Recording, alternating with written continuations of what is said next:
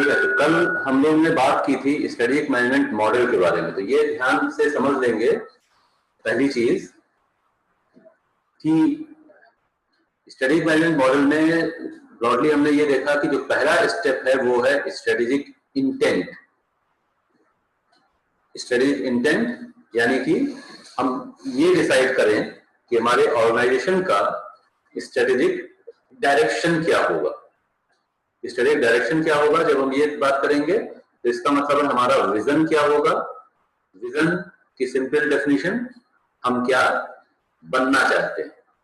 तो ऑर्गेनाइजेशन, ये एक चीज और अभी विजन में हम लोग समझेंगे ही कि विजन जो है वो बहुत ही लॉन्ग ड्यूरेशन के लिए होता है, और एक्चुअली ये भी कह सकते हैं कि उसका कोई, उसमें टाइम का कोई फैक्टर इन्वॉल्व ही नहीं है विजन में। तो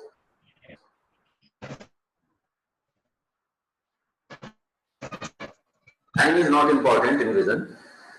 अगले 20 साल, अगले 25 साल में भी हम कहां पहुंचना चाह रहे हैं, ये है विजन का मतलब। तो what we want to be, क्या बनना चाहते हैं। तो वही चीज जो कल भी एग्जांपल दिया था, एक छोटे बच्चे से पूछा जा रहा है आप बड़े होकर क्या बनना चाहते हैं, तो इसका मतलब है कि वो उससे भी 20-25 साल आगे की ही बात पूछी जा रही है। कई ऐसे बच्चे हो सकते हैं जिनको कि जो वो चीज अचीव भी कर लेते हैं, कई चीजें नहीं है, कई लोग नहीं अचीव कर पाते हैं, कई लोग भूल भी जाते हैं हमने क्या सोचा था। तो विजनरी होने का मतलब ये हुआ कि एक्चुअली हमने कुछ सोचा हुआ है और वो पाने के लिए हम प्लान तरीके से एफर्ट भी कर रहे हैं। तो दूसरा जो हमने स्ट्रेटेजिक इंटेंट में देखा था वो था मिशन।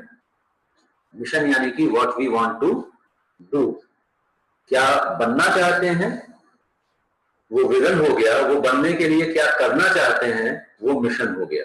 और उसी के आगे फिर हम लोगों ने values, business definition, goals, objectives, critical success factors वगैरह देखे थे। इसके अलावा भी छोटी छोटी और भी चीजें होती। बिजनेस मॉडल हमारा कैसा होगा, की परफॉर्मेंस इंडिकेटर्स एक इंपॉर्टेंट टर्म यूज किया जाता है, वो क्या होंगे। ये सारी चीजें हम लोग शुरुआत में ही डिसाइड कर लेते हैं और उसी के बेसिस पर फिर आगे बढ़ते हैं। तो ये जो पूरा सारी चीजों का जो ये एक कॉम्बिनेशन हो गया, ये है हमारा स्ट्रेटेजिक इंटेंट, हमारा इंटेंशन कि हम क्या करना चाहते हैं, किधर मूव करना है। ऑब्वियसली जब स्ट्रेटेजिक इंटेंट डिसाइड हो गया, जो कि ये सारी चीजें अभी हम लोग डिटेल में देखेंगे ही, इसके बाद हो गया स्ट्रेटेजिक फॉर्मुलेशन। स्ट्रेटेजी बना ली उसके बेसिस पर, फॉर्मुलेट करने के बाद फिर हम फॉर्मुलेशन के ही स्टेप में हम लोगों ने उसको एक पर्टिकुलर स्ट्रेटेजी हम सिलेक्ट भी करेंगे और फिर उसको इंप्लीमेंट करेंगे। इंप्लीमेंट करने के बाद जो रिजल्ट्स आएंगे उनको हम इवेल्युएट करेंगे, और इवेल्युएशन के बाद अगर कोई करेक्टिव मेजर की जरूरत है तो रिफॉर्मुलेट करने की जरूरत अगर है स्ट्रेटेजीज को तो रिफॉर्मुलेट करेंगे। तो वैसे तो इवेल्युएशन का बेसिक पर्पस ये है कि जो पिछले जितने भी स्टेप्स थे, किसी भी स्टेप में अगर कोई प्रॉब्लम है तो उसको रेक्टिफाई किया जाए। लेकिन नॉर्मली कोशिश ये की जाती है कि स्ट्रेटेजिक इंटेंट वाला जो पार्ट है वो शुरू में ही इतने अच्छे से बनाया जाए कि उसको चेंज करने की जरूरत कभी ना पड़े। स्ट्रेटेजिक फॉर्मुलेशन को भी चेंज करना उतना जल्दी, वहां पर भी उतने ज्यादा चेंजेस नहीं लाने चाहिए नॉर्मली। इंप्लीमेंटेशन में चेंज कभी कभी होता है, फॉर्मुलेशन में भी कभी उससे रेयर होगा चेंज। तो ये सारे चेंजेस ला करके और उसके बाद दोबारा से जब हम फिर इवेल्युएट करेंगे और ये प्रोसेस चलता रहता है। तो जो पूरा हमारा स्ट्रेटेजिक मैनेजमेंट का कवरेज है इस सब्जेक्ट का, एक तरह से जो ये स्ट्रेटेजिक मैनेजमेंट मॉडल है, ये इसीलिए इंपॉर्टेंट है कि पूरा कवरेज पूरे सिलेबस का इसमें हो जाता है। यही चीजें हम लोगों को आगे डिटेल में पढ़नी, जितनी भी स्टेप्स उसमें देखे थे, जितने भी कंपोनेंट्स उसमें देखे थे, वही सारी चीजें हम लोगों को बाकी आगे पढ़नी है। इसके अलावा और ऐसा कुछ नहीं है, सभी जो भी कुछ है वो सब उसी के परव्यू में आ रहा है। तो यहां से हम लोग फिर शुरू करते हैं। पहली चीज जो थी स्ट्रेटेजिक इंटेंट में, वो था हमारा विजन।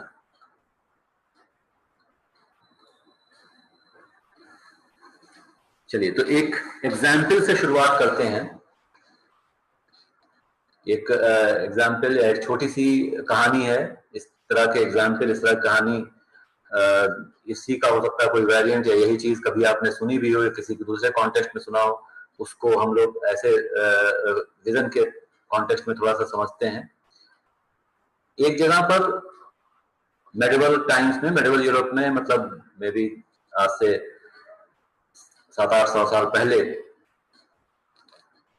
मेरी आवाज आ रही है? आवाज क्लियर है या नहीं? यस सर, क्लियर है। अच्छा, कुछ आवाज में कुछ प्रॉब्लम बताइएगा, अगर होती है तो बता दीजिएगा। तो ये देखो आयुषी चली गई। यस सर, ठीक, क्लियर है सर। आज कल प्रॉब्लम हो रही थी। ठीक ठीक। तो हाँ, तो मेडिवल यूरोप में आज से 700-800 साल पहले एक कैथीड्रल बन रहा था एक जगह। उस समय ये काफी एक कुछ कल्चर ऐसा शुरू हो गया था। कैथीड्रल का मतलब क्या है? What is a cathedral? Like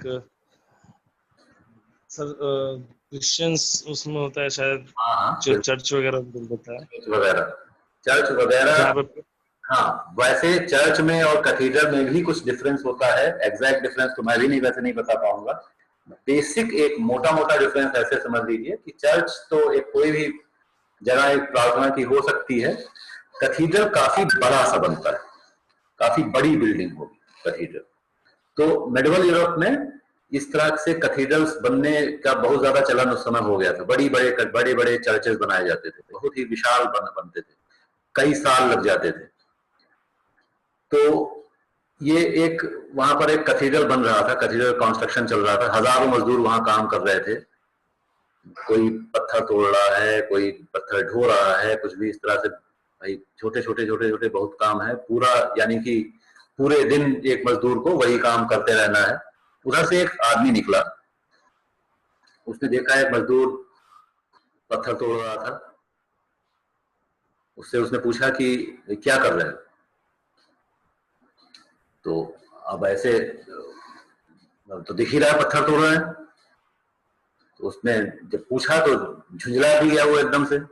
दिन भर एक तो यही काम है मुझको, और इतना थका हारा, और ये क्या सवाल हुआ? देख नहीं रहे पत्थर तोड़ रहा हूं। उसको झिड़क दिया उसने। खैर, फिर एक दूसरा मजदूर वहीं पर था, वो भी वही काम कर रहा था, वो भी पत्थर ही तोड़ रहा था। उससे पूछा, भाई तुम क्या कर रहे हो? उसने कहा, मैं अपनी रोजी रोटी कमा रहा हूं। ठीक है, काम वही है दोनों का। एक को बिल्कुल भी अपना काम पसंद नहीं आ रहा है, झुंझला गया। दूसरा पता नहीं काम पसंद है या नहीं पसंद है, लेकिन उसको ये मालूम है कि ये काम करने से ही मेरा पेट भरेगा, मेरा और मेरे परिवार का पेट भरेगा। तो इसलिए उसने उसी हिसाब से उसको लिया हुआ है कि मैं अपनी रोजी रोटी कमा रहा हूं, मैं डेली ब्रेड अपनी मुझे कमानी है, वही उसके लिए जो भी काम करना है वो करना है, तो वही मैं कर रहा हूं। ठीक है भाई। एक तीसरा मजदूर वहीं पर था, वो भी पत्थर तोड़ रहा था। उससे पूछा, तुम क्या कर रहे हो? उसने कहा, ये जो कैथीड्रल तुम देख रहे हो ये मैं बना रहा हूं। ठीक है, तो तीन अलग अलग मजदूर हैं, तीन अलग अलग इंसान हैं, काम तीनों एक ही कर रहे हैं, और तीनों का अपने काम के बारे में जो आंसर है लेकिन वो अलग अलग है। इसे ही एक तरह से हम कह सकते हैं जो विजन का जो डिफरेंस है वो ऐसे दिखता है। तो यही हम लोग कोई भी कुछ भी काम कर रहा है तो उसमें इसी तरह का अलग अलग नजरिया सबका हो सकता है। कोई टीचर है, या कोई डॉक्टर है, या कोई कोई छोटा मजदूर है, तो कोई भी हो, चाहे किसी भी लेवल पे हो, चाहे कम कमा रहा हो चाहे ज्यादा कमा रहा हो पैसे, लेकिन किस तरीके से अपने जॉब को देख रहा है, किस तरह से अपने काम को देख रहा है, वो उसका विजन उससे पता चलता है। तो आगे इससे थोड़ा बढ़ते हैं हम लोग।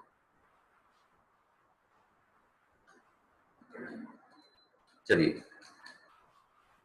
बेसिक डेफिनेशन तो कल हम लोगों ने देखी ही थी। विजन का मतलब हुआ, विजन स्टेटमेंट का मतलब हुआ, it is an organisation's fundamental reason for existence.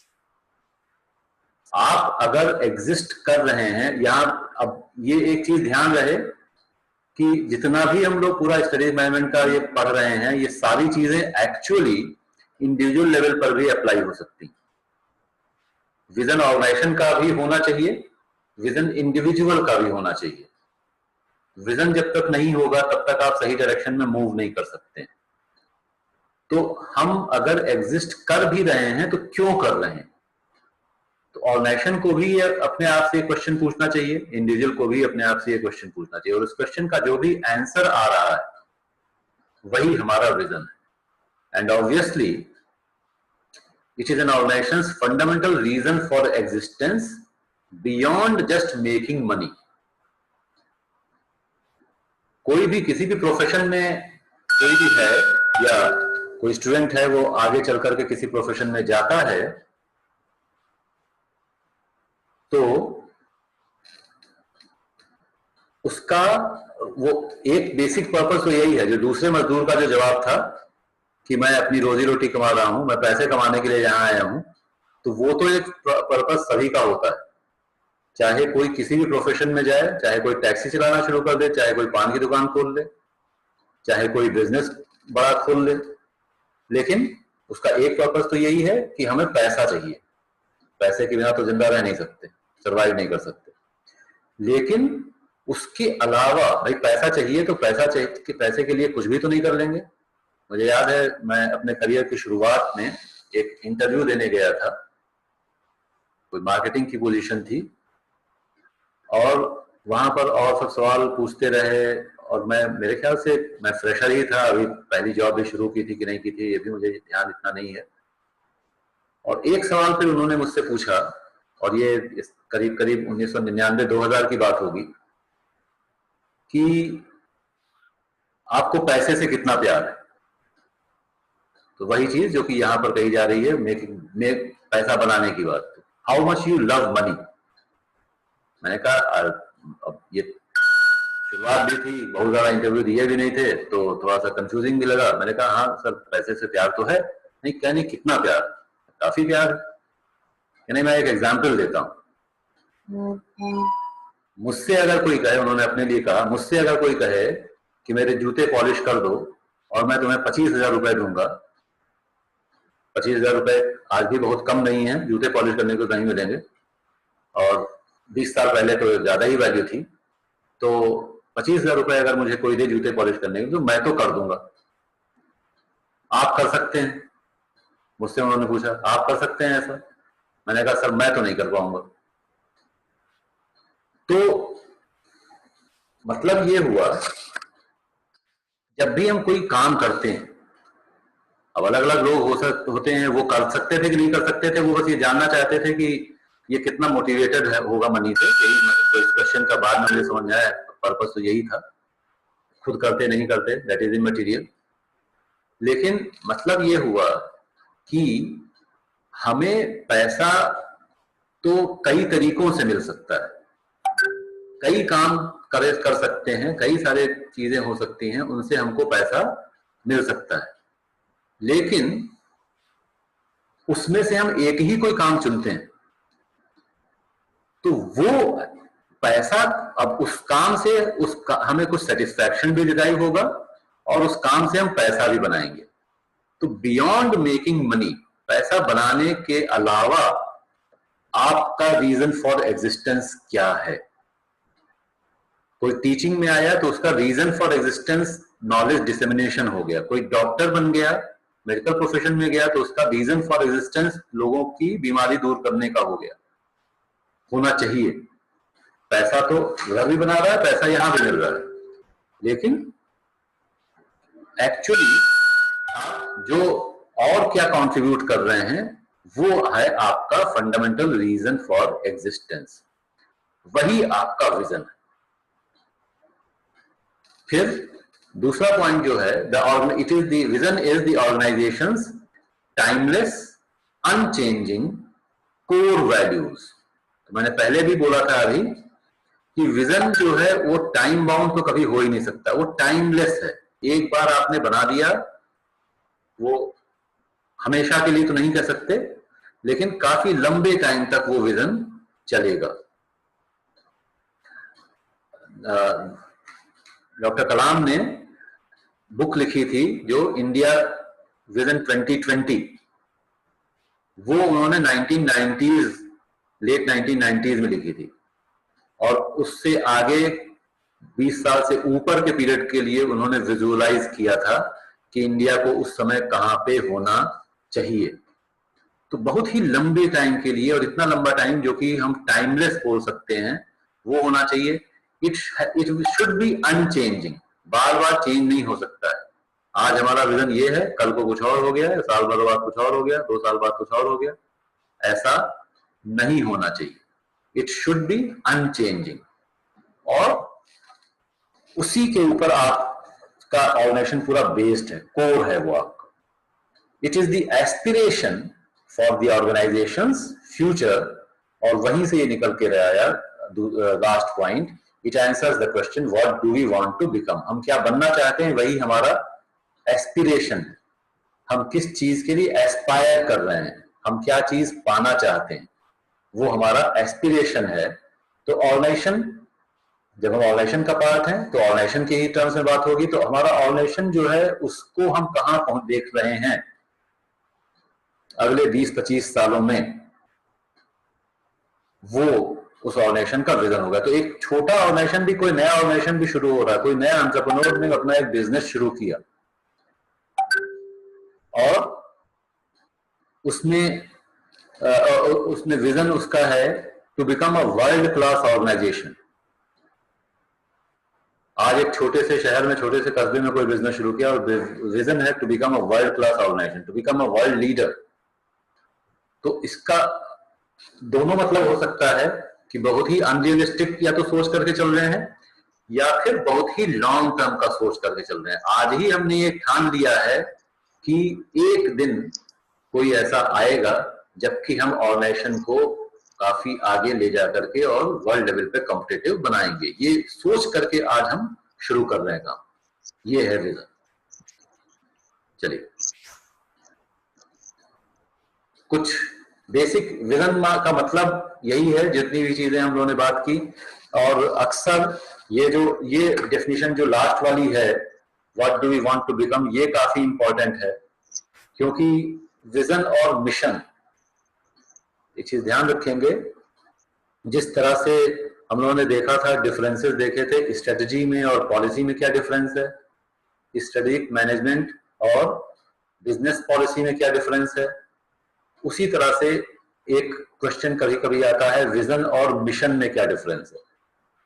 और विजन और मिशन में मैंने आपको कल भी जो उस वीडियो में मैंने बोला था कि बड़े बड़े ऑर्गेनाइजेशंस, बड़े सक्सेसफुल ऑर्गेनाइजेशंस भी कभी कभी विजन और मिशन को डिफरेंशिएट करने में गलती कर देते हैं। विजन को मिशन बोल देते हैं और मिशन को विजन बोल देते हैं। कभी भी किसी भी ऑर्गेनाइजेशन में विजन और मिशन जब उसका लिखा जाएगा तो विजन पहले आना चाहिए, हम क्या बनना चाहते हैं वो पहले जरूरी है। ये फिर बताना कि हम उस बनने के लिए क्या करना चाहते हैं, वो ऑब्वियसली बाद में आएगा। कई ऑर्गेनाइजेशंस में आप उनकी वेबसाइट पे जाएंगे, विजन और मिशन, थोड़ा सा आप लोग इसको सर्च करिएगा, देखिएगा, किसी भी ऑर्गेनाइजेशन की वेबसाइट पे जाएंगे तो उसमें उसका विजन और मिशन जरूर मिल जाता है। लेकिन वहीं जब आप देखेंगे तो कुछ ऑर्गेनाइजेशंस में आपको मिल सकता है कि मिशन पहले लिखा हुआ है, विजन बाद में लिखा हुआ है, एक चीज। और पहले और बाद में तो छोड़ दीजिए, जो विजन होना चाहिए उसको मिशन लिखा हुआ है, और जो मिशन होना चाहिए उसको विजन लिखा हुआ है। ये गलती होती है, ऑर्गेनाइजेशंस ये गलती करें तो ऐसा कुछ ज्यादा मतलब उसका नहीं है। वो तो कोई स्ट्रेटेजिक मैनेजमेंट का कोई प्रोफेशनल और कोई उसका एक्सपर्ट, तो उनके ऐसा तो है नहीं कि बहुत ज्यादा इंटरेक्ट सभी लोग ऐसे ही उनसे करेंगे। जनरल पब्लिक जो है वो तो उसी को वो चीजें देखनी है, तो it does not make much difference. हालांकि ऑर्गेनाइजेशन की फंक्शनिंग पर थोड़ा बहुत असर तो इसका पड़ेगा ही, अगर वो उसको गलत तरीके से डिस्क्राइब कर रहे हैं। और दूसरा एक और जो चीज है जिसका डिफरेंस इंपॉर्टेंट है और कंफ्यूजिंग भी होता है, वो है गोल्स और ऑब्जेक्टिव्स में डिफरेंस। नॉर्मली हम लोग गोल्स और ऑब्जेक्टिव्स को ब्रॉडली एक ही मीनिंग कन्वे करने के लिए मानते हैं, लेकिन दोनों में भी एक सटल सा डिफरेंस है, वो भी हम लोग देखेंगे, समझेंगे आगे। और इसमें भी कभी कभी कंफ्यूज हो जाते हैं लोग, गोल्स को ऑब्जेक्टिव बोल देते हैं और ऑब्जेक्टिव को गोल बोल देते हैं। खैर, तो मूविंग अहेड, एग्जाम्पल जो हम लोग कुछ देखना हमने कहा आपसे शेयर करते हैं। BHEL, Bharat heavy electricals limited, ये एग्जाम्पल इस कॉन्टेक्स्ट में इंपॉर्टेंट नहीं है कि करंटली इन ऑर्गेनाइजेशंस का ये विजन या मिशन में भी हम लोग कुछ एग्जाम्पल्स देखेंगे, करंटली ये विजन या मिशन है या नहीं है ये इंपॉर्टेंट नहीं है, लेकिन ये मुझे कंपाइल किए हुए भी, ये PPT बनाए हुए भी थोड़ा टाइम हो गया है, तो जब मैंने कंपाइल किया था तब तो ये था ही विजन स्टेटमेंट, अभी हो सकता है चेंज हो गया हो, लेकिन एक एग्जाम्पल के तौर पे कि किस तरह से लोग बनाते हैं ये हमको इससे समझना है। और दूसरी चीज हमको ये समझना है कि कौन सा विजन स्टेटमेंट अच्छा है, कौन सा उतना अच्छा नहीं है, कौन सा विजन स्टेटमेंट परफेक्ट है या नहीं है, ये भी चीजें हम लोग इससे समझेंगे। तो BHEL कहता है, Bharat heavy electricals limited, a world class innovative, competitive and profitable engineering enterprise providing total business solutions।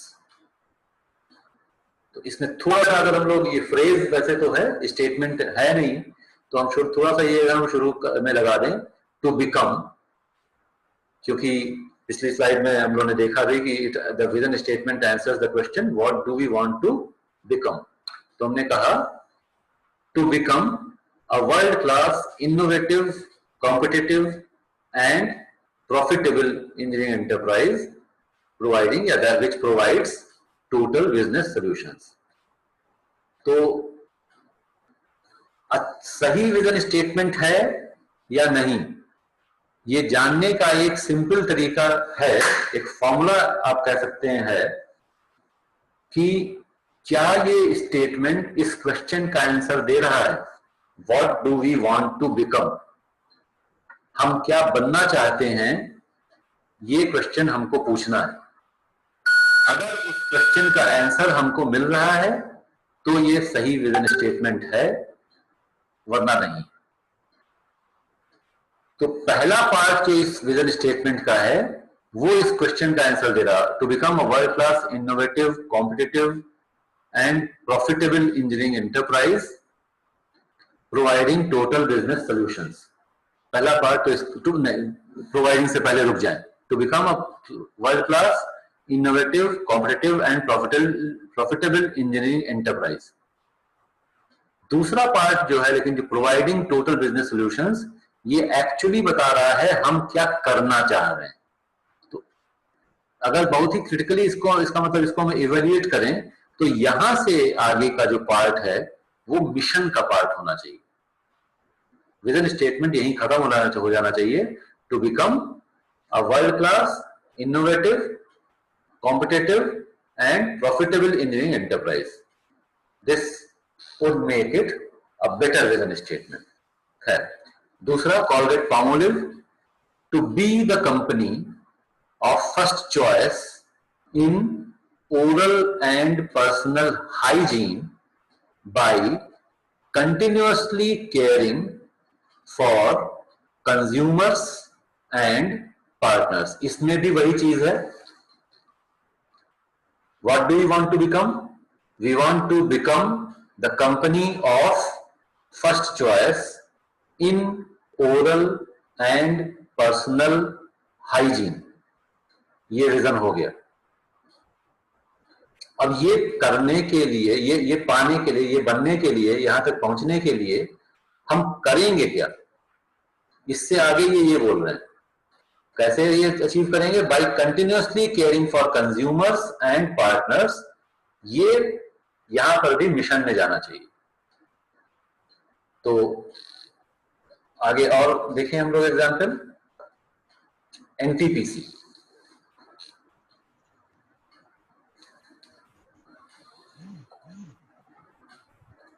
तो आशीष और आयुषी में से कोई बताएगा NTPC का ये जो विजन है इसमें कोई गड़बड़ी ठीक है, सही है, नहीं है, दो हम लोगों ने डिस्कस किए, इसके बारे में क्या राय? क्वेश्चन है what do we want to become, what does NTPC want to become, NTPC क्या बनना चाहता है? ये क्वेश्चन एनटीपीसी से पूछा गया, national thermal power corporation, NTPC से सवाल किया जा रहा है what do you want to become, और आंसर है we want to make available reliable and quality power in increasingly large quantities. तो क्या ये सही आंसर है? सही है सर। सही है। आशीष सर वो आपने यस सर, वो प्रोडक्शन क्वालिटी और क्वांटिटी दोनों को इंक्रीज करना चाहते हैं। फिर से ध्यान दीजिए, क्वेश्चन पूछा जा रहा है आप बनना क्या चाहते हैं, क्या ये बता रहे हैं कि हम बनना क्या चाहते हैं? सर इसमें टू मेक के जगह पे सिर्फ सीधे यही बोल सकते थे कि मतलब कि we want to become reliable and like make available के जगह पे सीधे डायरेक्ट ये स्टेटमेंट दे सकते थे। नहीं तो या ऐसे ही कर दें, to become a company that makes available, to become a company that makes available reliable and quality power in increasingly large quantities. ऐसा भी अगर कर दिया जाए तो भी इसे विजन की तरह से लिया जाता है, लेकिन अभी जो ये कह रहे हैं वो मिशन बता रहे हैं अपना। जब भी हमने मिशन देखे, जो डिफरेंस है, मिशन एक्शन ओरिएंटेड है। मिशन मतलब ये होता है, जब हम मिशन की बात करें, हमारा मिशन क्या है, तो हम बताना शुरू करेंगे हमें ये करना है, हमें ये करना है, हमें ये करना है। और ये भी यही बता रहे हैं कि हमें क्या करना है, हमें रिलायबल क्वालिटी पावर, रिलायबल और क्वालिटी पावर ज्यादा से ज्यादा क्वांटिटी में हमें उपलब्ध कराना है। तो ये इनका मिशन हो गया। हाँ, पूरी तरह से। तो यही गलती नहीं होनी चाहिए। बस ये सीधा सा टेस्ट है, हमसे पूछा जाए कि आपका विजन क्या है, तो हम कहें कि हमें ये करना है, हमें ये करना है, ऐसा नहीं। हम एमबीए कर रहे हैं, हमसे पूछा जाए विजन क्या है आपका, तो हम अगले 10 साल में एक रेपुटेड कंपनी में मिडिल लेवल के आसपास, कुछ मिडिल लेवल या उससे थोड़ा ऊपर में भी हम एक मैनेजर बनना चाहते हैं, ये विजन है। लेकिन हम ये कहना शुरू करें कि हमें ये चीजें करनी है, तो वो विजन नहीं है, वो हमारा मिशन है। वो पाने के लिए फिर नेक्स्ट क्वेश्चन होगा कि भाई ठीक है, आप मैनेजर बनना चाहते हो, एक अच्छे ऑर्गेनाइजेशन में पहुंचना चाहते हैं, तो इसके लिए कैसे बनेंगे आप? तो जब पूछा जाएगा अच्छा करोगे क्या, अगला जवाब आपका आएगा मिशन का। ठीक है। इसी तरह से टाटा स्टील का क्या है, अब ये कह रहे हैं कि ये हमारा विजन है, लेकिन ये भी पूरी तरह से एक्शन ओरिएंटेड। क्या विजन है? टू स्ट्रेंथन, ये भी इसी पे आ गए कि हमें करना क्या है, to strengthen India's industrial base through the effective utilisation of men and materials. और फिर उसको एक्सप्लेन कर रहे हैं, the means envisaged to achieve this, ये करेंगे कैसे? The means envisaged to achieve this are high technology and productivity consistent with modern management practices। Actually ये शुरुआत ये मिशन से कर रहे हैं, और बाकी का जो पार्ट है ये वैल्यूज से रिलेटेड ज्यादा है, कि हमारी वैल्यूज होंगी कि हम टेक्नोलॉजी पे फोकस करें। मिशन में सर इसकी जो फर्स्ट स्टेटमेंट है टू स्ट्रेंथन से मटेरियल, मैन एंड मटेरियल तक, ये विजन में काउंट नहीं होगा? नहीं होगा, बिल्कुल नहीं, क्योंकि क्या करना चाह रहे हैं ये बोला ना, तो ये हमें करना है, हम इंडिया के इंडस्ट्रियल बेस को स्ट्रेंथन करेंगे, तो वो तो डू पे चला गया सीधे। तो वो फर्स्ट पार्ट मिशन है, और सेकंड पार्ट एक्चुअली वैल्यूज बता रहे हैं। वो बता रहे हैं कि हमारी वैल्यू है कि टेक्नोलॉजी पे फोकस करेंगे, हमारी वैल्यू है प्रोडक्टिविटी पे फोकस करेंगे, हमारी वैल्यू है कि हम मॉडर्न मैनेजमेंट प्रैक्टिसेस का यूज करेंगे। सर ये तो वेज बता रहा है, ये तो second statement is a process और ways how to find that. से वो काम करेंगे, मीन्स क्या होंगे, तो वो मीन्स जो है वो एक्चुअली जो कल जो हम लोगों ने पूरा मॉडल देखा था, तो विजन के बाद मिशन, मिशन के बाद वैल्यूज। तो वैल्यूज का मतलब यही होता है कि हमने जो भी हमने विजन और मिशन में जो भी कुछ कहा, अब वो चीजें हम कौन से फैक्टर्स ऐसे होंगे, कौन से प्रिंसिपल्स ऐसे होंगे जिनके ऊपर फोकस करके हम ये चीजें पाएंगे, वो हो गई हमारी वैल्यूज। तो खैर ये उसका भी एग्जाम्पल हम लोग आगे देखेंगे। चलिए, तो एक दो अभी थोड़ा सा टाइम है, तो एक दो एग्जाम्पल और देख लें। Thermax, we aspire to become a leading technology company with a global business outlook, delivering world-class products and services to our customers. We exist to fulfill the needs of our customers, best understood through an enlightened partnership with them. अब इसमें काफी कुछ, इसमें थोड़ा सा जरूर कहीं पर ये आ जा रहा है कि हमें करना क्या है, वो भी बात थोड़ा आ रहा है, लेकिन फिर भी काफी कुछ इन्होंने हमारा रीजन फॉर एग्जिस्टेंस वो भी इन्होंने बता दिया, क्या बनना चाह रहे हैं। पहली स्लाइड में हम लोगों ने देखा था कि हमारा एस्पिरेशन क्या है, ये शुरुआत ही उसी से कर रहे, वी एस्पायर टू बिकम। तो काफी कुछ एक अच्छे विजन स्टेटमेंट के करीब है ये वाला विजन स्टेटमेंट। एक अगर गलती निकाली जाए तो एक गलती इसमें ये निकाली जा सकती है कि ये लंबा ज्यादा है। नॉर्मली विजन स्टेटमेंट्स छोटे होते हैं। सर लंबा भी है, और आई थिंक सर जो सेकंड स्टेटमेंट है, हाँ, वो जो है विजन के अलावा मिशन को भी रिप्रेजेंट, वो रीजन फॉर एग्जिस्टेंस वो बता रहे हैं, ये भी एक चीज है। उसको उन्होंने पोर्ट्रे थोड़ा अलग तरीके से किया है। जो हम लोग कह रहे थे कि विजन का मतलब है कि हमारा रीजन फॉर एग्जिस्टेंस, तो उन्होंने कहा हमारा रीजन फॉर एग्जिस्टेंस है कि नीड्स ऑफ कस्टमर्स हम फुलफिल करेंगे। और कैसे करेंगे, वो कैसे वाला पार्ट तो खैर ऑब्वियसली थोड़ा सा मिशन की तरफ जा ही रहा है। जब लंबा अगर होगा, तो देखिए आपसे ये पूछा जाए कि आप बनना क्या चाहते हैं, और आप उसके ऊपर काफी लंबी जब अगर बात करने लगे तो कहीं ना कहीं करने वाली पार्ट आ ही जाएगा। ठीक है, तो इसीलिए विजन स्टेटमेंट क्या बनना चाहते हैं वो एक सेंटेंस में, एक नॉर्मली छोटे स्टेटमेंट में डिस्क्राइब करके खत्म हो जाना चाहिए। मिशन में फिर क्योंकि जब बताएंगे कि ठीक है ये छोटी सी चीज ही जो आपने लिखी है, छोटा स्टेटमेंट जो लिखा है वो करोगे कैसे, तो वो लंबा डिस्क्राइब होता है। तो इसीलिए ये भी एक कैरेक्टरिस्टिक है, vision should be small, mission should be detailed. Vision छोटा होता है तो कभी कभी वो थोड़ा वेग भी होता है, और विजन में वेगनेस जरूरी है। वेग का मतलब होता है बहुत ही क्लियर नहीं होना चाहिए। विजन में हम बिल्कुल साफ साफ ये नहीं लिख देंगे कि हम इतने टाइम में इस जगह पहुंच जाना चाहते हैं।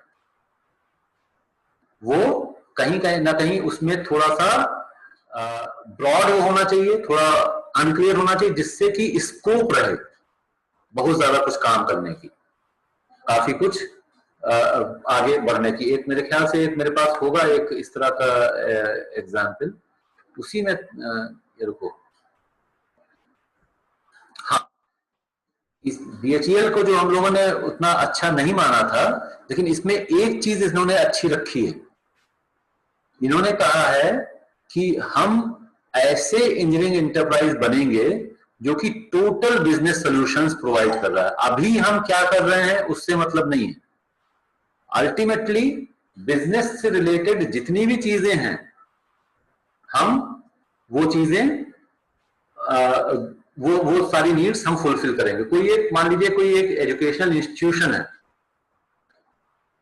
उसने एक कोई हायर एजुकेशन ही है, कोई प्रोफेशनल एजुकेशन इंस्टीट्यूशन है, एक पर्टिकुलर कोर्स से, एक पर्टिकुलर प्रोग्राम से उसने शुरू किया अपना काम, और उसके बाद फिर और कहें ये कि हम एक वर्ल्ड क्लास और इंस्टीट्यूशन बनना चाहते हैं जो कि हर तरह का प्रोफेशनल एजुकेशन प्रोवाइड करेगा, और अभी आप केवल एक ही एरिया में प्रोवाइड कर रहे हैं एजुकेशन। तो इसका मतलब है अपना स्कोप आपने काफी बड़ा रखा हुआ है। तो विजन में हमेशा इस तरह की ब्रॉडनेस होनी चाहिए। फिर मिशन में जब होगा तब हम उसको आगे बताते हैं कि हम एक्चुअली यहाँ करेंगे कैसे। तो ये टाइम अभी ज्यादा बचा नहीं है, तो जैसे वो थोड़ा सा देख ही लेते हैं, मीटिंग खत्म हो जाएगी अपने आप, तो खत्म हो जाएगी। 5 मिनट का टाइम दिखा रहा है, जो जितने उसमें हम लोग और देख लें। फिर मैं ये पीपीटी शेयर कर दूंगा, तो इसको आप लोग देख लीजिएगा, उसमें ग्रुप में मैं डाल दूंगा। वोल्टास ने देखिए पूरी इतना लंबा स्टेटमेंट बना रखा है, इसमें ऑब्वियसली कुछ ही चीजें हमारे एलिमेंट मिल सकती हैं। We will be among the 10 most admired industrial corporations in the country, with leadership focus on delivery of products and services which are globally competitive, continuous improvement of our products, processes and people, a learning organization of committed and contributing employees who share the competitive agenda, continuing satisfaction of our customers and all our stakeholders, sensitive concern for society, environment, and our values of justice, fair play, and integrity, expansion in our areas of core competence, and development of competencies for new product market growth opportunities. Actually पूरा जो strategic intent हम लोग बात कर रहे थे, करीब करीब सभी चीजें इन्होंने इसमें डिस्क्राइब कर दी है। विजन भी इसमें आ गया, मिशन भी आ गया, इनकी वैल्यूज भी इसमें आ जा रही हैं, हर चीज इसमें आ जा रही है। बहुत ही कॉम्प्रिहेंसिव सा इन्होंने ये बना दिया है। पहला पार्ट हम बस यही देखें कि हमें क्या बनना है, हमें टॉप 10 इंडस्ट्रियल कॉर्पोरेशंस में पहुंचना है। ये एक तरह का विजन हो सकता है। Whirlpool,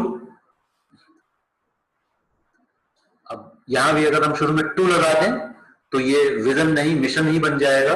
to grow with new opportunities, and इसके बाद जो आ रहा है वो विजन का पार्ट है be the market leader in an ever changing global market। Global market जो कि लगातार चेंज हो रहा है, उसमें हमको मार्केट लीडर बनना है। This much is enough for vision. इससे आगे फिर इन्होंने अपनी वैल्यूज वगैरह बतानी शुरू कर दी। We will be driven by our commitment to continuous quality improvement. तो commitment to continuous quality improvement ये एक वैल्यू हो सकती है। and to exceeding all our customers expectations। customers expectations जो भी हैं हम उससे भी ज्यादा उनको देंगे, ये भी एक वैल्यू ही है। we will gain competitive advantage through this and by building है, H नहीं G होगा, and by building on existing strengths and developing new competencies। तो ये थोड़ा सा मिशन वाला फिर से पार्ट आ गया। We will be market driven, efficient and profitable, और डिटेल में फिर जा रहे हैं। और success will make Whirlpool a company that worldwide customers, employees and other stakeholders can depend upon. तो क्या अचीव करना है, लेकिन इसकी वर्डिंग थोड़ी सी अलग करके कह सकते थे कि we want to become a company जिसके ऊपर की वर्ल्ड वाइड कस्टमर्स और एम्प्लॉइज और सारे स्टेक होल्डर्स उसके ऊपर डिपेंड कर सकते हैं।